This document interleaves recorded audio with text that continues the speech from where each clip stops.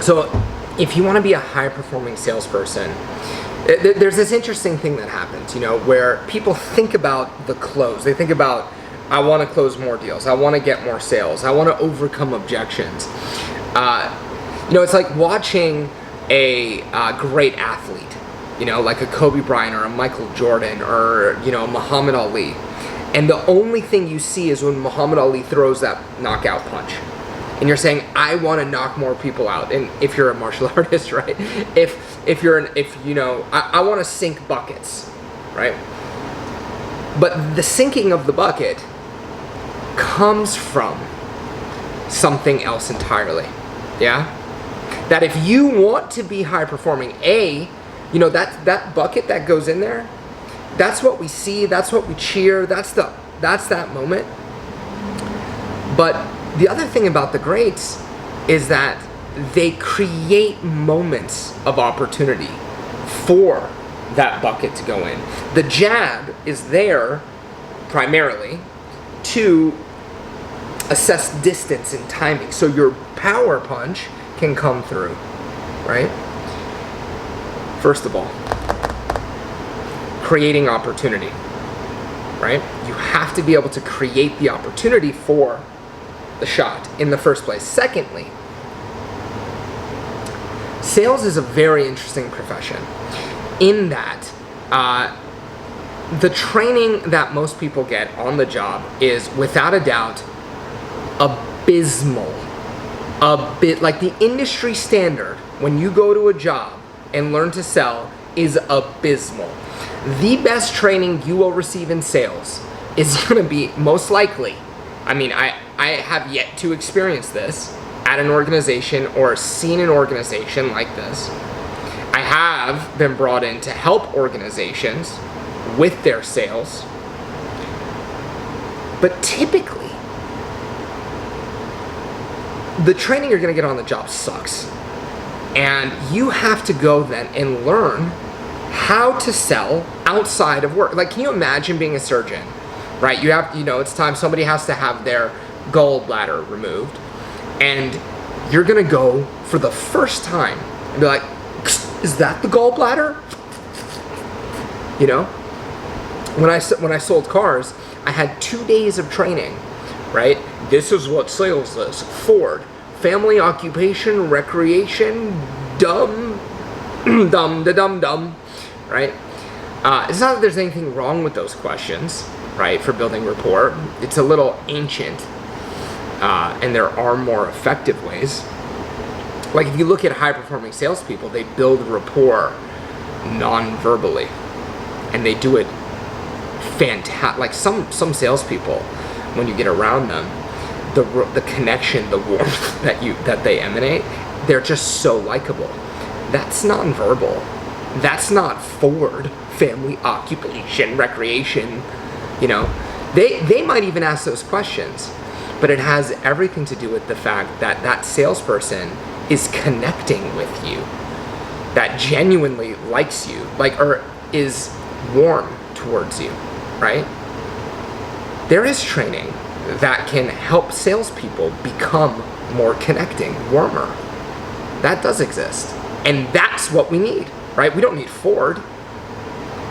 Anywho, so I'm there, Honda dealership, and it's my second day. I've received this training, right?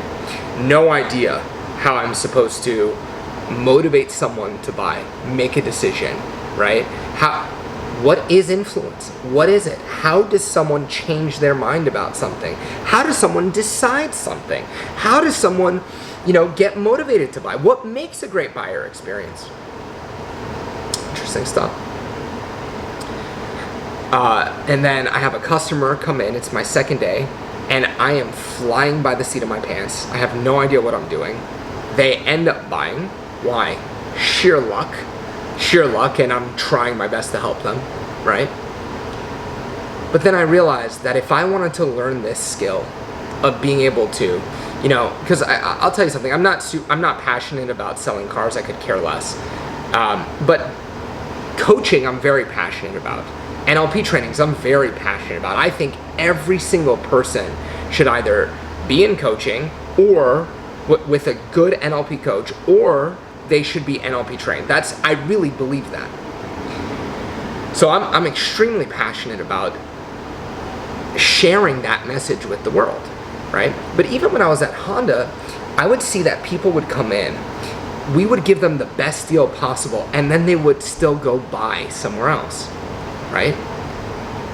So as a salesperson, how do you serve if you cannot help someone engineer a new decision that's in their best interest with the type of training? Like, you imagine being a pilot and not having gone through the simulator, not having gone up with a co-pilot who was a trained pilot already. So as a salesperson, most of your training, most likely, unless you're a natural, is gonna come outside of work. Unless you're extremely lucky and you're with an organization that really trains you and trains you well.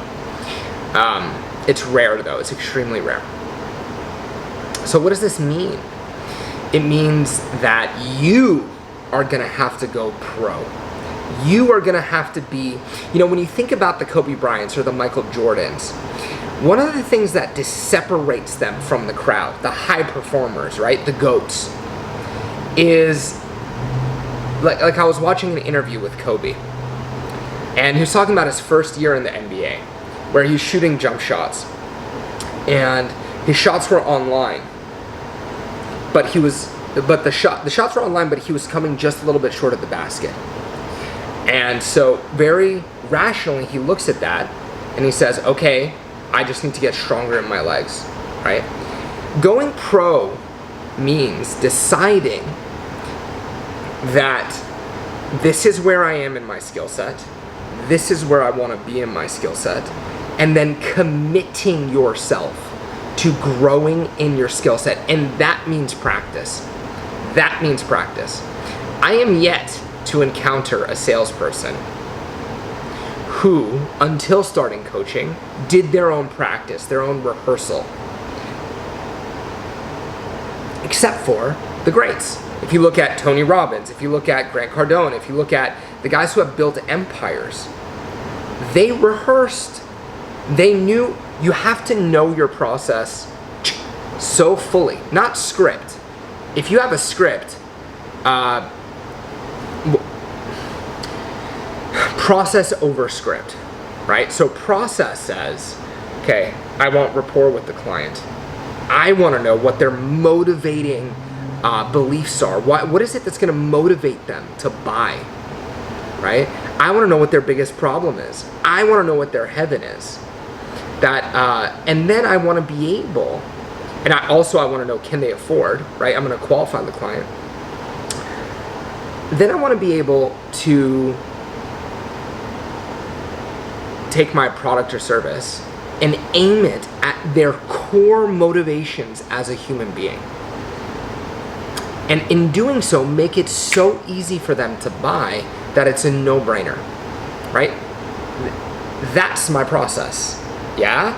And if you know that's your process versus having a script, well, at this stage of the game, I have to say forward. Family, occupation, if you know your process, so step one is rapport, and you know when you're in rapport or not, then you don't move on to the next step, right? Or if you lose rapport through any time throughout the sale, you get it back, right?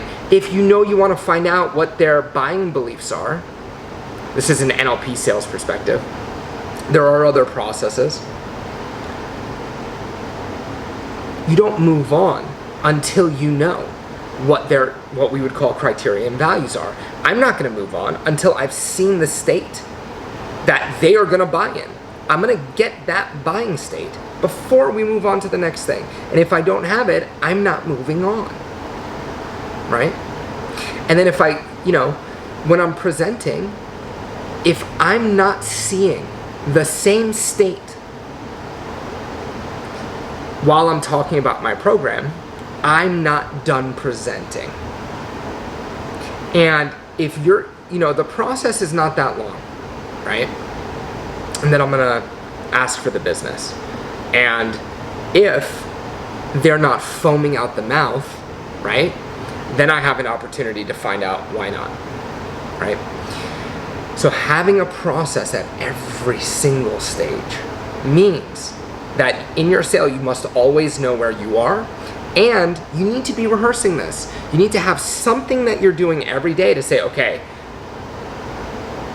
how was the rapport today? What would it look like if we connected like we were best friends? How would I know, right? And then you have the opportunity to grow as a person. Because here's the deal. As a professional influencer, that means you're gonna need to learn things about how to expand your communication style. You might have preferences about the people that you like that you get to put aside, put them away, and then actually connect with someone that you wouldn't ordinarily. You might have to grow and serve in a new capacity, yeah? You're not gonna do that unless you go pro and you commit yourself to becoming a master. You know, you have to make this your kung fu, you know, and you have to work on, okay, I'm gonna make this punch a little bit, I'm gonna give it a little more snap, I'm gonna give it ba ba ba, right? You have to go pro here. So A, going pro, you need to commit yourself to it. 2, when we talked earlier about creating opportunities, most salespeople that I've worked with, so coaches, realtors, I've worked in a variety of different sales industries. Most of my clients don't have inbound leads. They typically have to generate their own leads. And if that's the case, then you're not just a salesperson, you're a lead generator first. So if you don't have 10 appointments a week to go on with qualified people, you know, we're not even ready to discuss your sales skills yet, right? In my opinion, I would rather build in increments, right? So I have lead generation down, now my sales are down, yeah? And then you can build systems to scale. So some best practices for lead generation, number 1, you want at least 3, and you want it to be predictable. If you can master that, yeah, then your business is launching, yeah, launch pad, going up, okay? Let's say you have that, you have your process, you're practicing, you're reviewing how you're doing. You also need some rituals. It is no secret that sales influence is the transference of emotion, the transference of conviction. That's mindset. That's attitude. That's belief. And you're gonna get more bang for your buck if you have an NLP practice, if you have a mindset practice that works and is consistent and is reliable. You know, people do affirmations, great. Affirmations are wonderful. The reason I like NLP is because it's just like sales. You know where you are in the process. You know whether what you did worked or didn't. And when it did or it didn't, you go back and change it. So if you do a belief change, yeah, then after you do that belief change, you will believe differently.